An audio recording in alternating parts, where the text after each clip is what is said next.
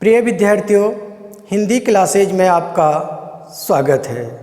आज हम आपकी पाठ्य पुस्तक सारांश का पहला पाठ चिरमहान, जिसे सुमित्रा नंदन पंत ने लिखा है, आज हम इस पाठ के बहुविकल्पी प्रश्नों का अभ्यास करेंगे। तो आइए आज हम पढ़ते हैं बहुविकल्पी प्रश्न। सबसे पहला प्रश्न है, कवि ने जीवन में चिरमहान किसे कहा है? कवि ने जीवन में चिरमहान किसे कहा है? तो आप इसका उत्तर देंगे जो सत्य और सुंदर है।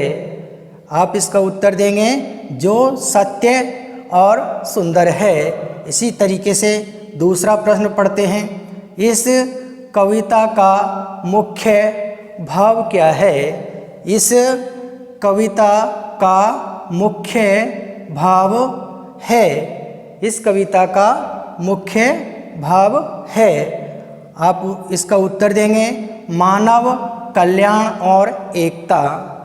मानव कल्याण और एकता। इसी तरीके से हम अगला प्रश्न पढ़ेंगे, नीचे लिखे शब्दों से भाववाचक संज्ञा बनाइए। नीचे लिखे शब्दों से भाववाचक संज्ञा बनाइए। आपको यहाँ पर ये शब्द दे रखा है योग्य। योग्य। अब आपको इस योग्य जो शब्द है उससे आपको भाववाचक संज्ञा बनाना है। तो योग्य से भाववाचक संज्ञा बनेगी योग्यता। इसी तरीके से मीठा शब्द है, उससे भाववाचक संज्ञा बनेगी मिठास।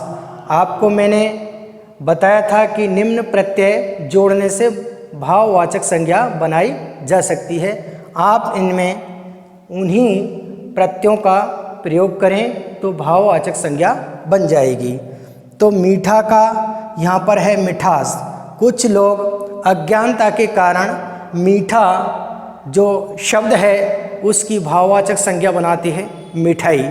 मिठाई भाववाचक संज्ञा नहीं है, मिठाई तो जातिवाचक संज्ञा है, क्योंकि मिठाई की संपूर्ण जाति का बोध हो रहा है, इसलिए मिठाई जातिवाचक संज्ञा होगी। और मीठा से भाववाचक संज्ञा बनेगी मिठास। इसी तरीके से यहाँ पर अगला है ऊंचा। ऊंचा से भाववाचक संज्ञा बनेगी ऊंचाई। इसी तरीके से लंबा शब्द है, उससे भाववाचक संज्ञा बनेगी लंबाई। इसमें आई प्रत्यय जुड़ रहा है। इसी तरीके से चौथा प्रश्न है, निम्न शब्दों से तुकारांत शब्द बनाइए। निम्न शब्दों से तुकारांत शब्द बनाइए।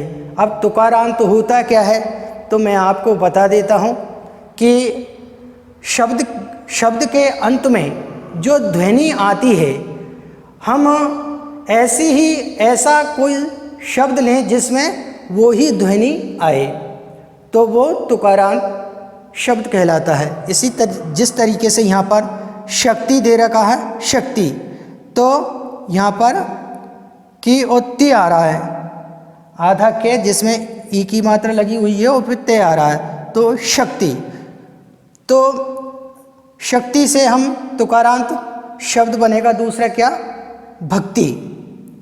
शक्ति का तुकारांत शब्द होगा भक्ति।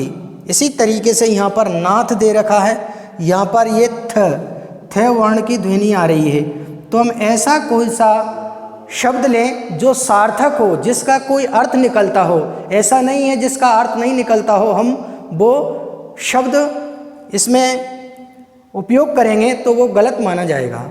तो सार्थक हमको शब्द लेना है। जिस तरीके से नाथ का मतलब स्वामी या ईश्वर या प्रभु होता है, इसी तरीके से हम नाथ, तो यहाँ पर थे आ रहा है, तो हम ऐसा शब्द लेंगे जो सार्थक हो और उसके अंत में थे जो वर्ण है उसकी ध्वनि आए। तो नाथ का क्या होगा? हाथ। यहाँ हाथ होता है, सार्थक है हाथ, हम हाथ को कहते हैं। इसी तरीके से अगला शब्द है दान। दान सार्थक शब्द है और इसका अंतिम जो वर्ण है उसकी ध्वनि क्या है, ने। तो यहाँ हम दूसरा कोई ऐसा इसका जब तुकारांत शब्द बनाएंगे या तुकांत शब्द बनाएंगे तो ऐसा शब्द लेंगे जिसके अंत में ने की ध्वनि आए। तो यहाँ पर दान ने आ रहा है, तो दान का हम यहाँ पर मान कर देंगे, दान का मान। तो मान क्या है, सार्थक शब्द है। यदि मान नहीं करके हम यहाँ पर भान करते हैं तो भान निरर्थक शब्द है, इसका कोई अर्थ नहीं है। इसलिए हम दान का क्या करेंगे, तुकारांत शब्द बनाएंगे मान। इसी तरीके से प्रचार, प्रचार का इसमें 4 शब्द पीछे आ रहा है, तो हम ऐसा शब्द लेंगे तुकारांत में जिसके अंत में 4 की ध्वनि आए। तो प्रचार का तुकारांत शब्द होगा विचार। प्रचार का तुकारांत शब्द क्या होगा, विचार। इसी तरीके से प्रकाश, प्रकाश का अब ये यहाँ पर काश यानी कि आस प्रत्यय आ रहा है, आस। तो यहाँ प्रकाश आस, आस ध्वनि आ रही है, तो हम ऐसा तुकारांत शब्द लेंगे जो उसके अंत में भी क्या है, आश ध्वनि आए। तो प्रकाश का तुकारांत या तुकारांत शब्द होगा या तुकांत शब्द होगा आकाश, प्रकाश का आकाश। इसी तरीके से यहाँ पर त्राण, त्राण का तुकारांत शब्द होगा या तुकांत शब्द होगा त्राण का प्राण। इस तरीके से हमने इन 4 बहुविकल्पी प्रश्नों का अध्ययन कर लिया है। आप इन्हें अपनी उत्तर पुस्तिका में लिपिबद्ध करें ताकि इनसे संबंधित प्रश्न यदि आपकी परीक्षाओं में आते हैं तो आप बड़ी सुगमता और सरलता के साथ उनका उत्तर दे सकेंगे। आज के लिए इतना ही, शेष कल पढ़ेंगे। Thank you.